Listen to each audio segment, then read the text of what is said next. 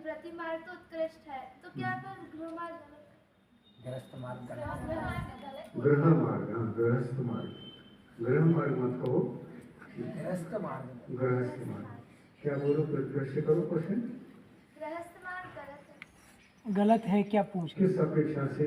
धर्म की अपेक्षा या संसार की अपेक्षा? व्यक्ति मार्ग। हाँ पूरा क्वेश्चन पूरा करो ताकि हम बता सकें। गृह मार्ग क्या गलत है? हाँ ठीक नहीं, ठीक पूछ ठीक नहीं ठीक। पा रहे। पहले जो बोला था गृहस्थ मार्ग है वो गलत है, व्रती मेरा मार्ग क्वेश्चन डिटेल रखे तो हम डिटेल उत्तर देंगे। व्रती मार्ग सही है तो क्या गृहस्थ मार्ग गलत है क्या? हाँ गृहस्थ मार्ग गलत तो नहीं हो सकता, लेकिन गृहस्थ मार्ग से मोक्ष नहीं है। मोक्ष जो मिलता है वो मुनि मार्ग से मिलता है। गृहस्थ धर्म में रहकर हमको मुनि धर्म पाने का अभ्यास कर सकते हैं और अभ्यस्त बनने के बाद फिर मुनि धर्म को स्वीकार कर सकते हैं। तो गृहस्थ धर्म गलत नहीं, गृहस्थ धर्म से भी कल्याण हो सकता है। प्रतिमा आदि लेते हैं, सम्यक दर्शन धारण कर लेते हैं और घर में रह करके भगवान की पूजा, अभिषेक, तीर्थ यात्रा, दान इत्यादि में भी गृहस्थ अपना आत्म कल्याण करता है, वो गलत नहीं है। अगर गृहस्थ मार्ग नहीं होता तो मुनि मार्ग भी नहीं होता। आज गृहस्थ मार्ग है इसलिए मुनि मार्ग भी सुरक्षित है, और ये जब तक धरती पर दोनों सुरक्षित है, गृहस्थ धर्म और मुनि धर्म, तब तक इस धरती पर जो धर्म है, धर्म की बातें हैं, आत्म कल्याण की बातें हैं, वो हरी भरी रहेगी, सदा दिखेगी। और इसमें से कोई एक लोप हो गया तो समस्या होगी। इसलिए गृहस्थ आश्रम भी चाहिए और मुनि आश्रम तो चाहिए ही चाहिए, वो तो गुरु है।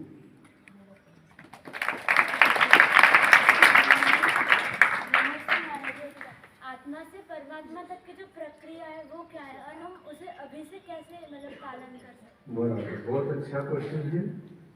आत्मा को परमात्मा बनाने और कैसे बनाया जाए और उसकी क्या प्रक्रिया है, ये क्वेश्चन का उत्तर ये है कि आपको ये समझना जरूरी है पहले कि हम क्या हैं, किस गति में जन्मे हैं, हमारे कर्तव्य क्या हैं। तो ये सभी पता चलता है धर्म के अभ्यास से। बेसिक धर्म बहुत थोड़ा सा होता है, धर्म का बेसिक ज्ञान आने पर हमको क्या करना चाहिए, क्या नहीं करना चाहिए, कौन सा अच्छा, कौन सा, ये चिंतन भी शुरू होता है। चर्चा भी करना चाहिए, ऐसा क्वेश्चन भी करना चाहिए, कुछ पढ़ना भी चाहिए। पढ़ करके अपन ने क्या किया, देखो मुनि महाराज आए, उनकी पहली बार आने के बाद ही हमको पता चला कि मोक्ष भी होता है। तो फिर मोक्ष क्या है, क्वेश्चन तो उठा। फिर उसको खोजने के लिए अपन ने चर्चा की गुरुओं के पास जाकर के मोक्ष क्या है, आप ऐसे महाराज क्यों बने हैं, आप किधर जा रहे हैं और हमको क्या करना चाहिए, ये हम चर्चा करते थे। तो वो इसी प्रकार के प्रश्नों का उत्तर महाराज भी देते थे और महाराज के साथ में ऐसी चर्चा करने के बाद हमको मार्गदर्शन बहुत बड़ा मिलता गया और हम पढ़ाई करते थे। 10वीं 12वीं कक्षा में पढ़ते थे, लेकिन धर्म में जब इतनी रुचि लगी तो संसार शरीर भोगों से विरक्तता बढ़ने लगी और ज्ञान आता गया और जीवन का सारभूत जीवन ही जीना है ये संकल्प हो गया और इस तरह से हम बाहर निकले। तो पहले इतना तो बेसिक विषय पता चलने पर आपकी भूमिका बनेगी और आत्म कल्याण किस प्रकार से करना वो ऑटोमेटिक धीरे धीरे पता चलता जाएगा और आप धर्म के क्षेत्र में सफल होकर एक आत्मा परमात्मा बनेंगे। नमस्ते महाराज जी। महाराज जी, आप आचार्य श्री से इतने दिन दूर रहे, इतने सालों तक, फिर भी आप उनकी आज्ञा का पालन करते रहे। ये गुण आपके अंदर कैसे और हम उन गुणों को अपने अंदर कैसे लाएं? ये गुण जो है, ये गुण कैसे आया, कैसे नहीं आया, इस प्रश्न का उत्तर इतना ही है कि गुरु ने जो हमको बहुत बड़ी संपदा दी, हमको मालूम किया तो किसने किया? ज्ञान ने किया। गुरु ने क्या दिया है? ज्ञान, शिक्षा और जीवन कल्याण के लिए जो जो सामग्री चाहिए वो भरपूर दिया। वो संस्कार हमने तब से लेकर आज तक हरा भरा है संस्कार और जीवित है। इसलिए उनके द्वारा दिया गया मार्गदर्शन, उनके द्वारा दिया गया ज्ञान हमारे लिए गुरु नहीं होने पर भी होने के समान हमको सुरक्षित रख करके उपकार कर रहा है उनका ज्ञान। तो ऐसा ज्ञान सबको चाहिए कि नहीं चाहिए? तो गुरुओं से मिलता है। आप लोग भी प्रयास करेंगे तो आपके हरे भरे रहेंगे, मोक्ष जाएंगे।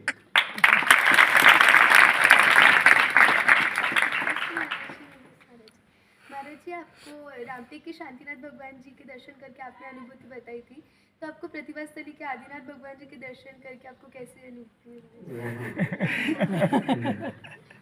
आदिनाथ भगवान की प्राचीन प्रतिमा को देख करके कुछ विशेष लगा। हमने बहुत सारी प्राचीन प्रतिमाओं को दर्शन किया था, लेकिन ये आदिनाथ भगवान इतने चमत्कार ढंग से आपके प्रतिभा स्थली में आपको उपलब्ध हो गए। एक विशेष बात है कि शायद हो सकता है आदिनाथ भगवान उनको यहीं आना था और आप लोगों के आश्रम में सबको दर्शन दे करके उनके माध्यम से कल्याण होना था।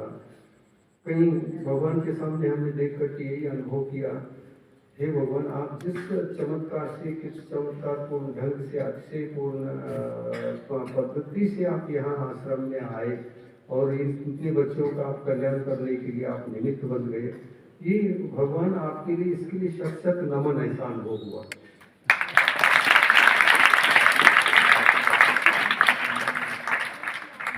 मेरी जिज्ञासा है कि एक व्यक्ति के कई सारे कर्तव्य होते हैं, समय समय पे अपने कर्तव्य को निभाता है, लेकिन अगर एक ही समय पे दो कर्तव्य एक साथ आ जाए तो उस स्थिति में हमें क्या करना चाहिए? एक समय में दो कर्तव्य एक साथ आ गए तो उसके लिए कई तरीके होते हैं।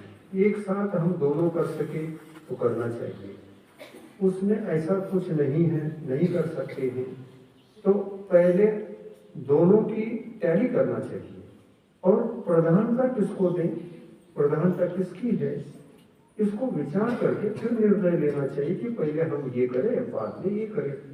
ऐसा विचार करके ऐसी पद्धति से आपको उस कार्य को करते रहना चाहिए। नमस्ते महाराज जी, समर्पण का सही परिभाषा क्या है? हम कैसे जान सकते हैं कि गुरु के प्रति हमारी सही समर्पण है या नहीं? हाँ, गुरु के प्रति हमारा सही समर्पण है या नहीं, ये अपने आप में भी संशय और शंका होना स्वाभाविक है।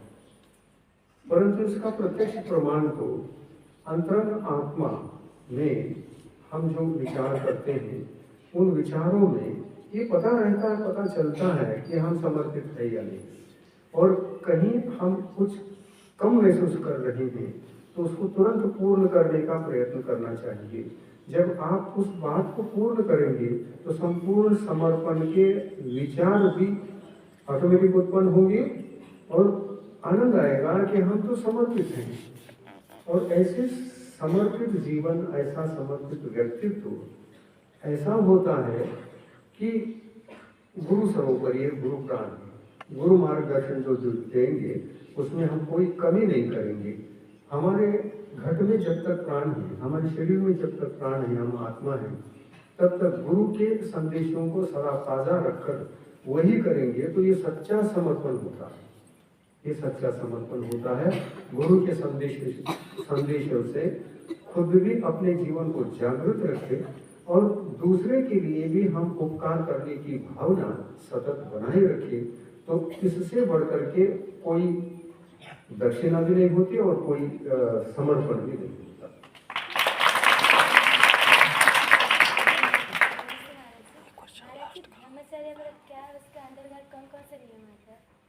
ब्रह्मचर्य व्रत के अंतर्गत जब ब्रह्मचर्य व्रत का अर्थ ये होता है, यह आंतरिक जो मनोवृत्ति होती है, वो मनोवृत्ति अनादिकाल से सांसारिक इंद्रिय सुखों में ही हमको रहना है, वही सुख, इंद्रिय सुख ही सुख है, सब कुछ वही है, ऐसा जो ज्ञान होता है वो मिथ्या ज्ञान है। क्योंकि इंद्रिय सुखों के अलावा भी कोई सुख है इसका परिचय नहीं है, क्योंकि आत्मज्ञान से शून्य अवस्था होती है।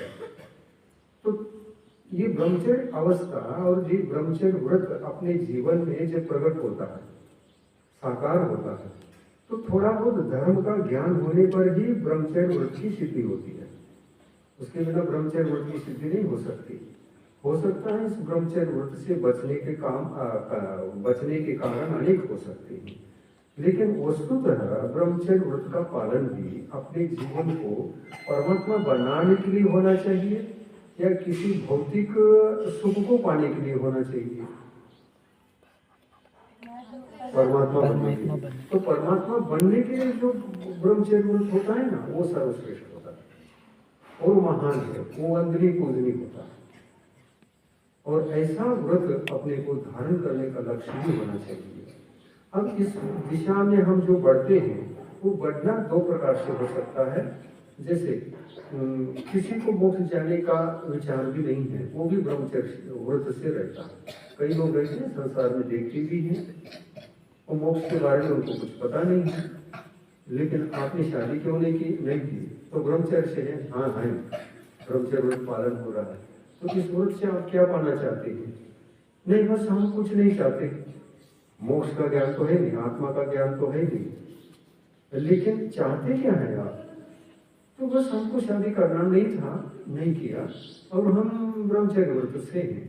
तो ये ब्रह्मचर्य व्रत केवल सांसारिक जीवन में ही जी करके सांसारिक जीवन को पूर्ण करने के लिए होता है। तो वो व्रत ब्रह्मचर्य व्रत नहीं कह लो, ब्रह्मचर्य हो करके भी ब्रह्मचर्य व्रत नहीं है। व्रत तो वंदनीय पूजनीय होता है, वो संसार का कारण नहीं होता। इस व्रत को लेकर के हम संसारी बने न रहे, हमको तो भगवान बनना चाहिए इस व्रत को लेने के बाद। तो आप सब लोगों को जो धार्मिक संस्कार है, ये संस्कार आप लोगों को कल के दिन ये व्रत महान बनेंगे, वंदनीय पूजनीय बनेंगे। ऐसा ब्रह्मचर्य होता है जो परमात्मा की सिद्धि के लिए होता है, ये संसार का साधन नहीं बनना चाहिए। ब्रह्मचर्य का मतलब शादी नहीं करना भी ब्रह्मचर्य है, शादी करने के पश्चात भी इस ब्रह्मचर्य व्रत की महिमा को समझकर उसके साथ जीना भी ब्रह्मचर्य है। तो आप लोगों को ऐसा जीने का अवसर आएगा जब विज्ञान बढ़ेगा, बड़े बनेंगे, तो आप लोगों को भी ऐसे महान व्रत अपने जीवन में साकार हो सकते हैं। ये ब्रह्मचर्य होता है।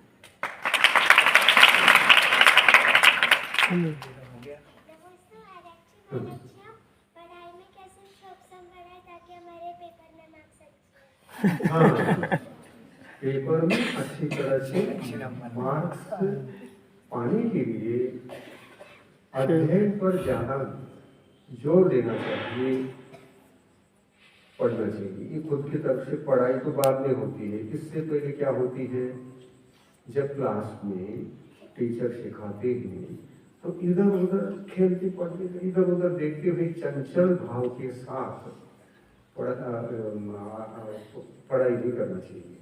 जब टीचर पढ़ा रहे होते उसको एकाग्रता के साथ सुनना चाहिए, क्या समझा रहे हैं उनके भावों को पकड़ना चाहिए, और उसमें बहुत वही इम्पोर्टेंट है। वहाँ अच्छी तरह से आपने सुन लिया है, टीचरों के समझने के विषय को अच्छी तरह से आपने हासिल कर लिया है, तो होमवर्क बहुत जल्दी होता है। टीचर ने ऐसा समझाया, ये होमवर्क करना है और इसका उत्तर ये है, ये है, ये है। आपको ज्यादा होमवर्क करना ही नहीं पड़ता जब अच्छी तरह से समझ करके आते। जो होशियार विद्यार्थी जो होते हैं ना, वो होमवर्क भी नहीं करते, टीचर ने जो समझाया है उस पर ही पेपर लिखते हैं और पास हो जाते हैं। लेकिन जिनका विषय टीचर समझाने के उपरांत थोड़ा बहुत कमजोर लगता है, तो इसका उत्तर हमको मालूम नहीं, इससे प्रश्न उठ रहे हैं, टीचर ने पढ़ाया है लेकिन इसका क्या उत्तर हो सकता है, इनके लिए पुस्तक खोल करके पढ़ना पड़ता है। तो ये होता है। तो आप होमवर्क भी करें, टीचर की पढ़ाए विषय को भी अच्छी तरह से मनन करके एकाग्र भाव के साथ उनका विषय समझाते हुए विषय को पकड़े। तो इस तरह से आप करेंगे तो रैंकर बन जाएंगे आप सभी लोग।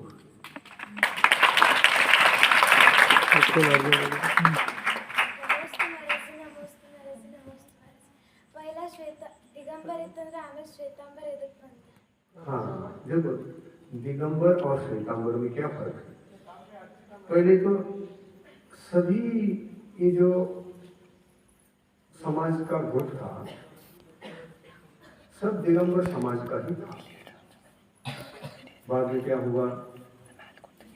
बाद में विचार बदल गए। क्या विचार बदल गए? तो ऐसा चलेंगे ये सुविधाएं हैं और ऐसा चलेंगे तो ये कठिनाइयां हैं। तो आप समझते हैं, आप लोग समझते हो कि दिगंबर बनना कठिन है क्या वस्त्रधारी बन करके गुरु बनना, मोक्ष जाना, वस्त्रधारी बन करके तपस्या करना, ये सरल है क्या वो सरल है? कौन सा सरल है? सरल कितनी कठिनाई है? किसमें कठिनाई है? दिगंबर अथवा में कठिनाई है क्या नहीं? हाँ, आप लोगों को समझ में आता भी है कि दिगंबर बनना बहुत कठिन है। ठंडी गर्दी, सर्दी, गर्मी, वर्षा, बारिश और फिर हर वक्त अपने आप को संभालना, विचारों में संभालना, उस अवस्था में अपने आप को संभाल कर टिकाए रखना अपने आप को जीवन पर्यंत कठिन लगता है ना। तो जब ये श्वेतांबर बने होंगे तो ये कठिन लगा और वो सरल लगा इसलिए उसको पकड़ लिया। लेकिन ऐसा भले ही सरल मार्ग को पकड़े, ये कभी न कभी मोक्ष जाने के लिए ये दिगंबर अवस्था से गुजरना पड़ेगा क्या नहीं पड़ेगा? पड़ेगा। कहीं भी दरवाजा नहीं है महल में प्रवेश करने के लिए, एक ही दरवाजा है और उस दरवाजा से यदि आप आउट हो गए हैं तो सुबह आउट हुए हैं तो शाम तक लौट करके यहीं आना पड़ेगा। इसलिए ये कठिन होने से दो बन गए हैं तो बन गए हैं। जब भी वो जीवात्मा पुनः अगले जन्मों में जब भगवान बनना चाहेगा तो इसी मार्ग को स्वीकार करके ही भगवान बन पाएगा। ये सब अपने को नहीं होता है इसलिए त्याग दिया है, लेकिन कल के दिन स्वीकार भी वो करेंगे। बोधि समाधि परिणाम शुद्धि स्वास्थोपलब्धि शिव सत्य सिद्धि चिंतामणि चिंतितवस्तुदानि त्वमेन्द्रमानस्य मनोस्तुते। जय बोलो जिनवानी माता की।